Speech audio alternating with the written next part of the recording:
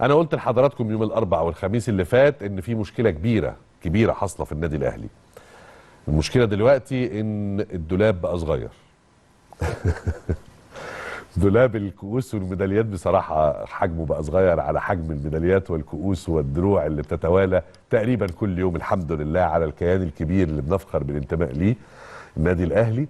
واخر هذه الالقاب لقب طازه سخن لسه طالع بنار الفرن من دقائق قليله، عندما استطاع النادي الاهلي حسم درع الدوري العام المصري للكره الطائره الفولي بول رجال بعد تغلبه على المنافس المحترم والقوي النادي الزمالك في المباراه النهائيه من شويه 3-0، واضيف الدرع رقم 33 في تاريخ كره الطائره المصريه والرابع على التوالي للنادي الاهلي.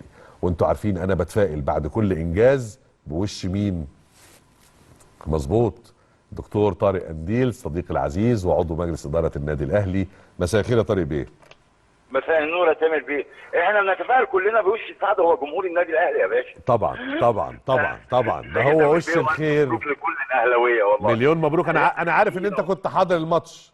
لسه خارج من ماتش الطايره، الحمد لله. الف مبروك لكل الاهلاويه، اداء عالي قوي وبطوله جديده تضاف لسجل بطولات النادي الاهلي الحمد لله. طب تقمص كده يا طارق بيه دور المراسل كده واحكي لنا اجواء الماتش وحاله الماتش كانت عامله ازاي وفرحه اللعيبه. هو اكتر حاجه عجباني للامانه الروح الرياضيه الجامده اليومين دول اللي بين الاهلي والزمالك، الحمد لله حاجه راقيه قوي. الحمد لله. كابتن حسين لبيب كان قاعد ومجلس اداره النادي الاهلي الاستاذ عمرو فاروق، الاستاذ محمد الجرحي، الاستاذ محمد الضماطي، الاستاذ محمد سراج ومجلس اداره من الزمالك. حاجه راقيه قوي قوي قوي يعني. وبرضه عايز اقول لحضرتك الحمد لله اول برضه ما خدنا السوبر على طول انا والكابتن واحنا موجودين هناك في قطر، صح، كانت تهاني من الكابتن حسام لبيب والاستاذ محمد الاتريبي. حاجه راقيه قوي، نتمنى هو ده الرياضه يعني. وانا عارف ان انتوا كمان رديتوا اللفته عندما فاز الزمالك بكاس افريقيا للسله. المجلس اداره الاهلي توجه بالتهنئه لنادي الزمالك تمام على البطوله الكبيره دي. هو ده اللي طول عمره طبيعي. يعني بيبقى في بهارات الكره المصريه بجمالها الاهلي والزمالك، صح. ونقعد نهزر مع بعض، انما عمرها ما لا تتحول لغضب ولا نقمه ولا خروج على النص ابدا يعني ابدا. مظبوط.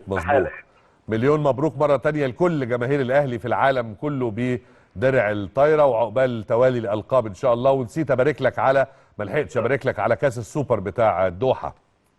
الحمد لله كانت سفريه طويله قوي يعني. بس ربنا وفق فيها في ترتيبها بقياده كابتن محمود الخطيب، ان يبقى الطياره خاصه من خلال مصر الطيران انها تاخد الرحله كلها. فاحنا الفرقه زي ما حضرتك عارف انتوا طلعتوا من جنوب افريقيا على قطر على طول. الرحله حوالي 13 ساعه، ده غير ان انت في المطار من بدري. يعني قول على ذمه الطيران حوالي 20 ساعه مثلا. صحيح يعني صحيح. داخلين المطار في جنوب افريقيا 10 الصبح، دخلنا الفندق في الدوحه الساعه 3 الفجر. يا خبر ابيض. فكانت رحله طويله قوي، بس الحمد لله ترتيبها كان صح، لان اللعيبه كانت خارجه من دوري مزدحم قوي، مباريات متلاحمه. فالحمد لله الكابتن باشرافه على الكوره اصاب ان احنا نطلع بدري شويه. صحيح. فطلعنا الاول على جنوب افريقيا، دي فرق جامد جدا. والحمد لله التخطيط والترتيب ده اثمر، الحمد لله ان التعب ما راحش على الفاضي. قوي قوي الحمد لله يعني. كان فيها الحمد لله بعد النظر خلى الفرقه مستريحه وهي متواجده هناك. مظبوط. وربنا وفقنا الحمد لله في سان داونز، كان برضو رحله جميله. وان يعني خلي بالك حضرتك الفرقه اللي هي يعني علمت معاك شويه، الحمد لله ان سنتين ورا بعض انت بتقصيها من بطوله افريقيا وبيبقى ليك لا يا ريس، ما هم دي حاجه ممتازه. العلامه اللي علموها لنا دي هيدفعوا ثمنها كتير، هيفضلوا يدفعوا ثمنها طول العمر. برياضه وحب طبعا يعني. هم الامانه لا طبعا يدفعوا ثمنها في الملعب، لا لكن هم نادي شقيق وصديق ومحترم طبعا. فالحمد لله يعني كان مظهر حضاري كله وروح رياضيه جميله، وفي نفس الوقت البعثه كعادتها على كل قدر من الانضباط والالتزام. مفيش تارجت ولا هدف لينا كلنا غير ان الفرقه تطلع بمستوى الحمد لله كويس، وان ربنا وفقنا الحمد لله. وطلع قطر الحمد لله يعني برضه كان فضل ونعمه من عند ربنا وتوفيق جامد جدا. طبعا مجريات الماتش مدرب عظيم للامانه، قدير، مدير فني قدير معانا. انا والله هذا الكلام من قبل السان داونز ومن قبل نهضه بركان، واثناء ما كان في بعض حملات التشكيك اللي طلع عليه، والله انا قلت يعني ادعموا هذا الرجل، هذا الرجل عبقري وبيشتغل في ظروف صعبه وطالع باحسن نتيجه وفقا للامكانيات المتاحه. طبعا اللفته الجميله بتاعت الميداليات، اللعيبه العفويه اللي اللعيبه عملوها مع كابتن محمود الخطيب، يعني اعتقد دي حاجه ما بتحصلش في لا دي لقطه للتاريخ، دي لقطه للتاريخ. حاجه يعني دي ابكتنا كلنا يعني. صحيح. حاجه كده نوع من الرد الجميل الجديد الجميل. بس قول لي فعلا يا طارق بيه، دي فعلا ما كانش متفق عليها خالص؟ اللعيبه بينهم وبين بعض من غير ما احنا نعرف. يعني انتوا ما كانش عندكم علم؟ لا ما نعرفش، احنا فوجئنا بالمنظر ده من اللعيبه وهم كانوا متفقين، عرفنا بعد ان هم اتفقوا مع بعض على كده يعني. انا شفت الحقيقه عيون الكابتن الخطيب وهي مليانه دموع، واول ما نزل من على المنصه سجد حتى في الملعب شكرا على المشاعر دي. مؤثره كتيره قوي في قيادته للفرقه. زائد ان واحنا في قطر اللجنه المنظمه والاتحاد الافريقي ورئيسه عرضوا على كابتن الخطيب ان هو يتواجد في فندق تاني مع المراسم بقى بتاعت الاتحاد الافريقي. فلقى نفسه ان هو كده يخرج بره الفقاعه، مش هيبقى مع اللاعبين. صح. فرفض كده واصر انه يتواجد مع اللاعبين. حاجه الحمد لله قيمه، وربنا كرمنا في النهايه، ويا رب يتم نعمته علينا وبافريقيا ان شاء الله السنه دي يا رب. يا رب العشره تبقى حاجه عظيمه لو حصلت ان شاء الله، وهي مش بعيده على ربنا باذن الله. طمني بس الاول يا طارق بيه على الاتوبيس والناد والحريق التتش المحدود اللي حصل النهارده، قلقنا شويه. لا الحمد لله ربنا سلم، يعني حاجه بسيطه في المدرج اللي هو كنا خدنا قرار بهدمه، اللي هو المدرج القديم. يعني القديم كنا متواجدين الحمد لله، مفيش اي خسائر، والقصه عدت بهدوء الحمد لله، وتعاون مع كل الاجهزه بسرعه لحقوا القصه يعني. الحمد لله مفيش اي حاجه. يعني كانوا بيتكلموا على ان الاتوبيس قد يتعرض لخسائر او اضرار، الحمد لله لحقتوه. لا مفيش اي حاجه الحمد لله الحمد لله. الحمد يعني لله كل تمام، الامور ماشيه زي الفل، وربنا كريم معانا قوي يا رب. دلوقتي انا عارف ان التحضيرات على قدم وساق علشان موقعة الترجي او موقعتي الترجي في الدور قبل النهائي. كالعاده انت بتخلص على طول اللي بعده يعني. صح. زي بالظبط في سان داونز، الرساله اللي كابتن محمود الخطيب نقلها لكابتن سيد عبد الحفيظ، وبالتالي نقلها للعيبه يوم ما كسبنا له. النهارده فرحنا خلاص، احنا من الصبح عندنا حاجه ثانيه، عندنا السوبر نفس الحكايه، رجعنا خلاص صفحه جديده وعلى طول يعني ان شاء الله بقى الماتش الترجي ان شاء الله. الاجازه الطويله دي مفيده ولا مضره؟ يعني اتحاد الكره لغى مباراه الاهلي وامبي في كاس مصر اللي كان مقرر ليها الجمعه اللي جايه، فكده بقى في تقريبا 14 يوم الاهلي بدون مباريات حتى لقاء الترجي وسفريه تونس. دي راحه وافاده ولا نوع ممكن يبقى راحه سلبيه يؤثر على مستوى اللاعبين؟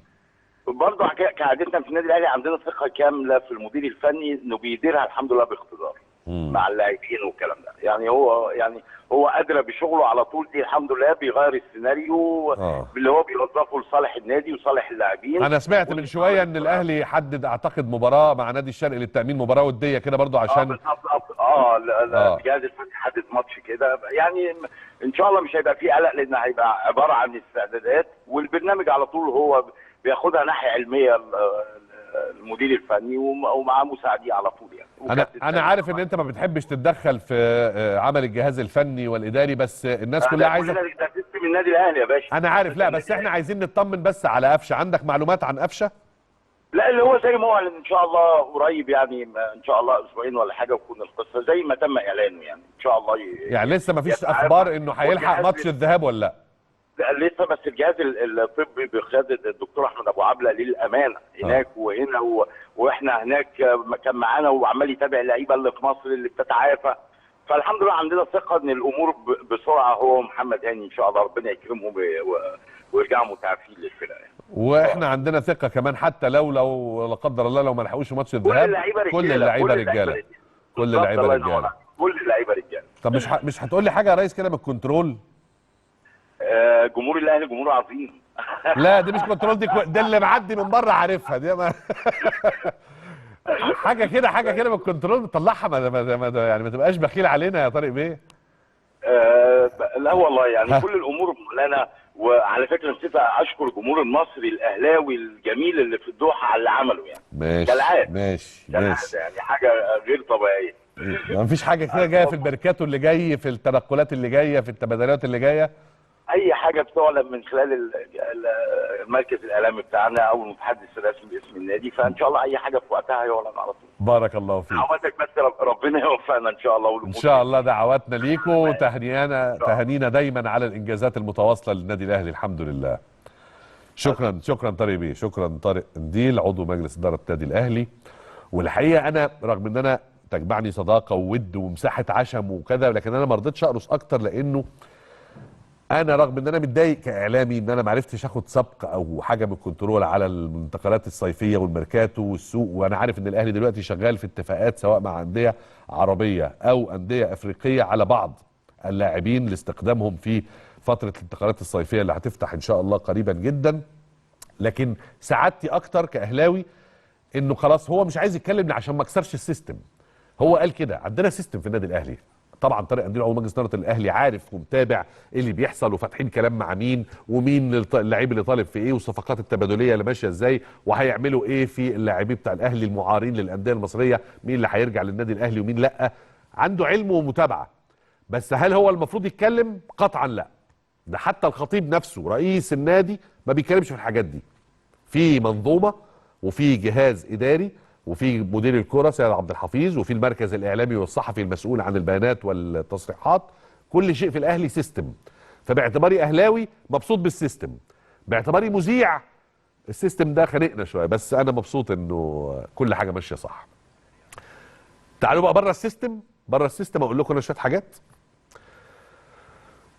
الحاجات دي مش معلومات عشان برضو الكلام يبقى محدد. انا بقول لكم معلومه يعني خلاص قضي الامر، لكن انا بقول لكم على حاجه في طي التفاوض. واحد، في قناعه كبيره جوه الجهاز الفني للنادي الاهلي بعوده ياسر ريان نهايه هذا الموسم الى الاهلي. احمد ياسر ريان نجل الكابتن الكبير، طبعا ياسر ريان واحد من رموز الاهلي معيره السنه دي الى نادي ايه؟ سيراميكا كليوباترا، مظبوط. وعامل نجاحات عظيمه معاهم، وهو على راس هداف الدوري بالتساوي دلوقتي مع اشرف بن شرقي نجم نادي الزمالك. الولد الحقيقه في كل مكان بيذهب اليه بيتكيف بسرعه وبينسجم بسرعه وبيحقق نتائج ممتازه. فالقناعه جوه مجلس اداره النادي الاهلي وجهاز الكره انه احمد ياسر ريان يستحق فرصه. في ناس خدت فرصه بقى لها 10 سنين لحد ما يعني الحمد لله على كل شيء في الاهلي. مساء الفل يا كابتن مروان. فاحمد ياسر ريان يستحق انه ياخد فرصه، وغالبا بعد نهايه هذه الاعاره الموسم ده هيكون موجود في صفوف مهاجمي النادي الاهلي السنه اللي جايه.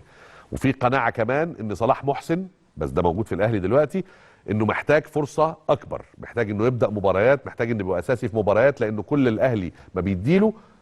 الولد الحقيقه عامل نتائج كويسه ومجهود كويس واهدافه حاسمه، خصوصا ان سنه صغير لسه 22 سنه، فده لسه ممكن يبقى مستقبل كبير للنادي الاهلي.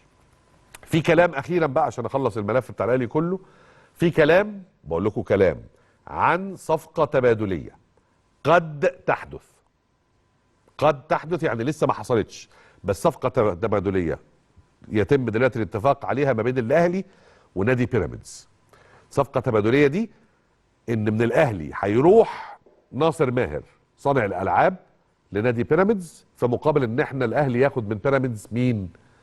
الولد الموهوب ابراهيم عادل. ابراهيم عادل بيلعب وسط ملعب وبيلعب جناح، ومن المواهب الواعده جدا جدا جدا جدا في الكره المصريه، واللي متابع كره وشاف نادي بيراميدز خلال المباريات الاخيره خصوصا في بطوله الكونفدراليه الافريقيه يتاكد ان الولد ده هيبقى له مستقبل كبير. فلو جه الاهلي هيبقى مكسب كبير قوي، لانه بيلعب على مستوى صناعه اللعب وسط الملعب وعلى الجناحين كمان باجاده كامله.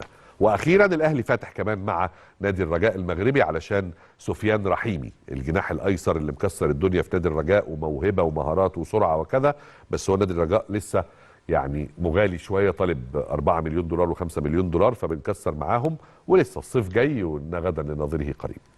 دي كل الاخبار اللي عندي عن النادي الاهلي، وكل ما يبقى فيه جديد هنطلعكم عليه.